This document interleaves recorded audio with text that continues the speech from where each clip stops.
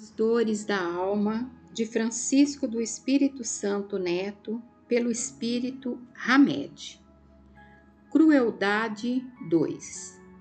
Cada ato de agressividade que ocorre neste mundo tem como origem básica uma criatura que ainda não aprendeu a amar. A crueldade, como pena de morte, já se achava estabelecida em quase todos os povos da antiguidade. Em Atenas, dava-se ao sentenciado à morte opções de escolha: o estrangulamento, que era considerado por todos humilhante, o corte de cabeça através do cutelo, o que era muito doloroso, e o envenenamento, o preferido pela maioria dos condenados. Na Roma antiga, em época anterior a Júlio César, o enforcamento e a decapitação eram as sentenças mais generalizadas. Porém, ao homicida de pais e irmãos era aplicada uma pena invulgar: ser cozido vivo e depois atirado ao mar. A condenação dos incendiários eram as chamas da fogueira. Os hebreus preferiam o apedrejamento ou a decapitação, pois atribuíam estar na cabeça a localização dos delitos. Na China, havia um processo de deixar cair gotas de água na testa do condenado, sempre no mesmo lugar, até conduzi-lo à completa loucura. No Japão, os sentenciados à morte tinham a permissão dos juízes para rasgar o próprio ventre com o sabre. Impossível descrever aqui, nestas rápidas reflexões, os atos terríveis de personalidades da história da humanidade, ou analisar sua natureza primitiva e rudimentar, inata nas almas em seus primeiros passos de ascensão espiritual.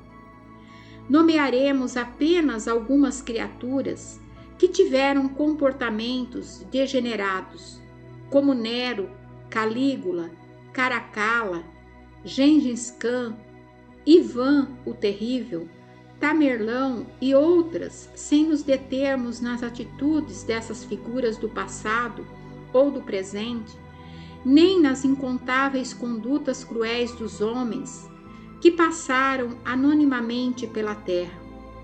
Todavia, não poderíamos deixar de registrar o fanatismo e o autoritarismo da Santa Inquisição, também conhecida como Santo Ofício, criada em 1233 pelo Papa Gregório IX, que entrou na história como uma das mais brutais demonstrações de ferocidade e violência contra os direitos humanos.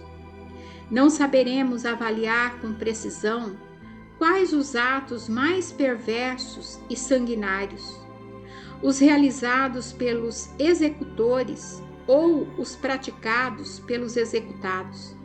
Aliás, pessoas lutam e matam até hoje em nome de Deus, para justificar e proteger suas crenças religiosas.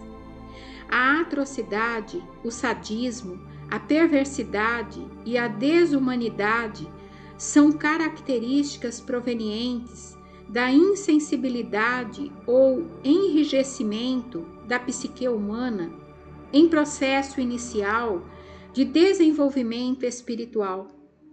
A espiritualidade, na terceira parte do capítulo 6 de O Livro dos Espíritos, expõe, abre aspas, o senso moral existe como princípio em todos os homens. Dos seres cruéis, fará mais tarde seres bons e humanos. Questão número 754. As faculdades do homem estão em estado latente, abre aspas, como o princípio do perfume no germe da flor, que ainda não desabrochou, fecha aspas. Assim também, em essência, Somos todos unos com a perfeição divina que habita em nós. Todo o processo de aprendizagem resulta em uma expansão da consciência, o que nos possibilita gradativamente abandonar os gestos bárbaros. Quando a criatura integrar na sua mentalidade o senso moral, que nela reside em estado embrionário, converterá os atos agressivos em atitudes sensatas e humanas. Um traço comum em toda a natureza é a evolução. Evoluir é o grande objetivo da vida, pois, quanto mais progredirmos, mais resolveremos nossos problemas com harmonia e sensatez. A maioria dos indivíduos se comporta como se os problemas existissem por si sós e exige que o mundo exterior os resolva. Mas as dificuldades não existem fora, e sim dentro de nós mesmos.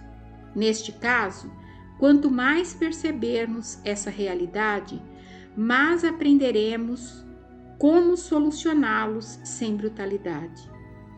Cada ato de agressividade que ocorre neste mundo tem como origem básica uma criatura que ainda não aprendeu a amar.